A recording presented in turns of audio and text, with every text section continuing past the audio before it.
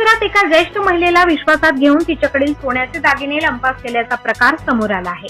सुमारे 16,000 रुपये किमतीचे दागिने हात चलाखीने घेऊन 2 अज्ञात इसम पसार झाले।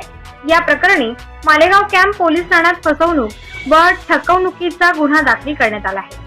फिर्यादी उषा रमेश जैन वय वर्ष 63 राहणार गायकवाडी नगर मालेगाव यांनी दिलेल्या माहितीनुसार 13 एप्रिल रोजी दुपारी 1:30 वाजता त्या स्टेट बँक ऑफ इंडिया शाखेसमोरील परिसरात होत्या।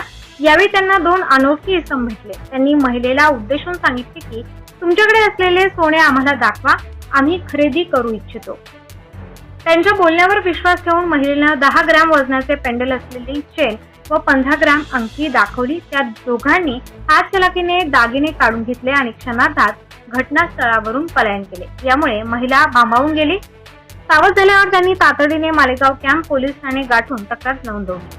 पोलिसांनी या प्रकरणी IPC कलम 379(2) 35(5) अंतर्गत गुन्हा नोंदवला आहे। या गुन्ह्याचा तपास पोलीस नाईक AJ कोळी करत असून पोलीस उपनिरीक्षक सतीश बोरसे हे प्रकरणाचे प्रभारी अधिकारी आहेत। नागरिकांनी अनोळखी व्यक्तींशी व्यवहार करताना विशेषतः सोन्याचे व्यवहार करताना सावधगिरी बाळगावी व तत्सम प्रकारांची माहिती तात्काळ पोलिसांना द्यावी असे आवाहन करण्यात आले आहे।